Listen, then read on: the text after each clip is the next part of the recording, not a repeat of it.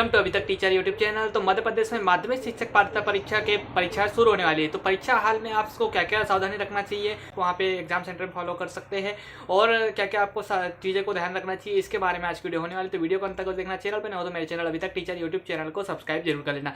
तो सबसे पहली चीज़ आपको क्या करना है, एग्जाम से जैसे कि आप जानते हैं परीक्षा शहर दूर दूर दिए गए हैं, किसी किसी व्यक्ति को अपने पास का मिल चुका है। तो अगर आपका एग्जाम सेंटर आपने आज से पहले कभी नहीं देखा है और आपका शहर से दूर है, तो आप जो है अपने एग्जाम सेंटर शहर की जो जगह पे एक दिन पहले पहुंच जाइए। बिल्कुल टाइम पे पहुंचने की कोशिश मत कीजिए। अगर ट्रेन वगैरह से अगर आप जा रहे हैं तो वहाँ लेट होने की संभावना भी रहती है और फिर आपका एग्जाम चूक सकता है और एग्जाम टाइम आपका निकल सकता है और आप एक टाइम पे नहीं पहुंचेंगे तो आपको एग्जाम देने नहीं दिया जाएगा। तो इसीलिए जो है आप परीक्षा के समय से पहले पहुँचना है। तो ये बात आपको ध्यान रखना है बारे में। तो रिपोर्टिंग टाइम जो दिया हुआ है एडमिट कार्ड में, जैसे कि पहली शिफ्ट में जो भी टाइम आपके एडमिट कार्ड पे दिया है दोपहर के शिफ्ट में, तो उसके अनुसार उस टाइमिंग के पहले आपको पहुंच जाना है। रिपोर्टिंग टाइम जो दिया है उससे पहले पहुंचने की कोशिश कीजिए, ज़्यादा भीड़ ना लगे, यानी कि टाइम आपका अच्छे से मैनेज हो जाए, आप एग्जाम सेंटर के अंदर अपने परीक्षा हाल में आसानी से पहुंच पाए। तो इसीलिए जो है आपके रिपोर्टिंग टाइम से पहले आप 10 मिनट पहले ही पहुंचे तो ज़्यादा अच्छा रहेगा।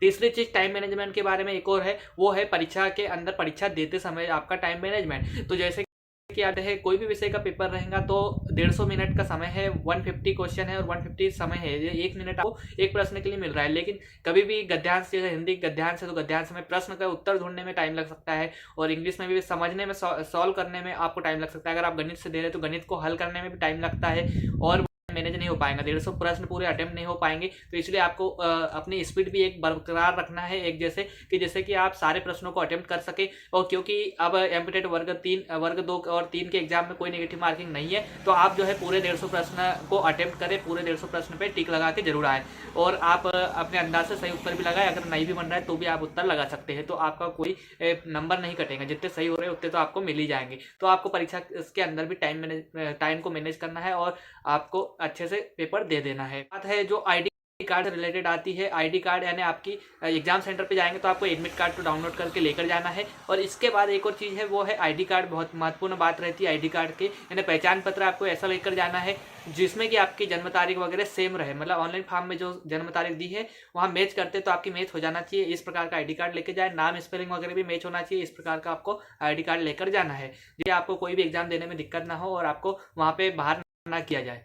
अगर आपके एक आईडी में कुछ गड़बड़ी है तो दूसरी आईडी भी साथ में रखें, जिससे कि आपको दूसरी आईडी के आधार पर आप अंदर एग्जाम दे पाए।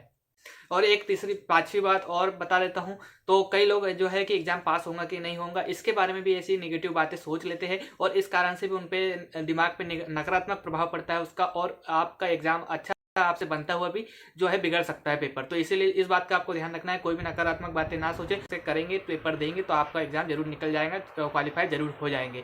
और जैसे कि आप जानते हैं जनरल कैटेगरी और अन्य राज्य वालों को 90 नंबर लाना है, बाकी रिजर्व कैटेगरी वालों को 75 नंबर तो मिनिमम लाना ही है। और एक बात और ध्यान रखना है नंबर के संबंध में, नॉर्मलाइजेशन के बारे में एक बात बता देता हूँ। तो इस परीक्षा में मध्य प्रदेश के एमपीटेट वर्ग 2 और 3 के जो एग्जाम ज़्यादातर शिफ्ट में एग्जाम हो रहे हैं, तो इसमें नॉर्मलाइजेशन की प्रोसेस भी अपनाई जाएंगी। तो उसका भी बात का आपको ध्यान रखना है, क्योंकि नॉर्मलाइजेशन में जो है एकदम अगर आप बाउंड्री के आसपास आपके नंबर आते हैं पासिंग मार्क के आसपास, तो वहाँ पे कम नॉर्मलाइजेशन में कम या ज़्यादा होने की संभावना है। तो इसीलिए जो है आपको अपने जितने भी पासिंग मार्क है उससे ज़्यादा ही लाने की कोशिश करें। तो जैसे कि अगर नॉर्मलाइजेशन में कम कभी घट जाते हैं किसी कारण से, तो आप फेल ना हो, आप क्वालिफाई ही रहे।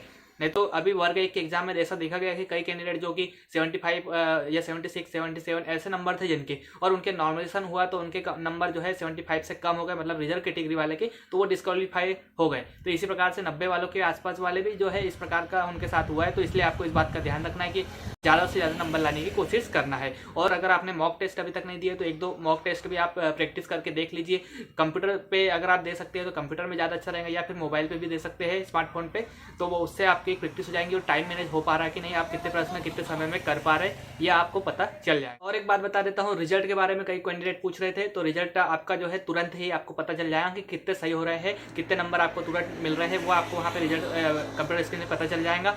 और एक और बात है, आधार अनलॉक के बारे में एक मतलब प्रश्न पूछा जा रहा है, और एक आधार अनलॉक रहना चाहिए ये बारे में भी लिखा हुआ है एडमिट कार्ड पे। तो आधार अनलॉक क्या होता है?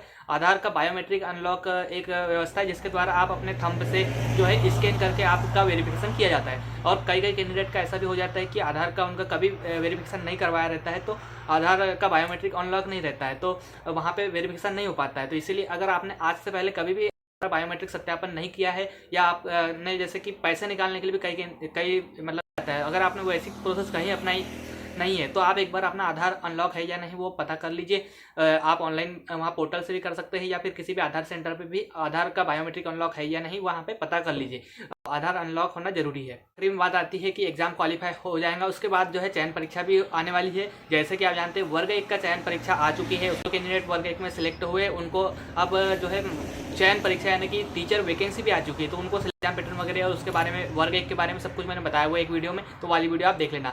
और इसके अतिरिक्त प्राइमरी टीचर की जो तो एमपीटेट के वर्ग 3 के जो एग्जाम होते हैं उसी के आधार पात्रता परीक्षा के आधार पर उनको अभी नियुक्ति मिल रही है। वर्ग 3 की भी वैकेंसी आ चुकी है 7,500 पदों पर, तो वो भी आप देख सकते हैं। और इसका आंसर की और रिजल्ट सब आता है एमपीटेट वर्ग 2 के एग्जाम कंप्लीट होते हैं, तो इसका भी जो परीक्षा है यानी मुख्य परीक्षा मेंस एग्जाम जो होगा वैकेंसी वाला, तो वाला एग्जाम भी बहुत जल्द आने वाला है। तो आप जो है उसकी भी प्रिपरेशन करते रहिए, ये एग्जाम सुविधा मिल जाए और पास हो पाए।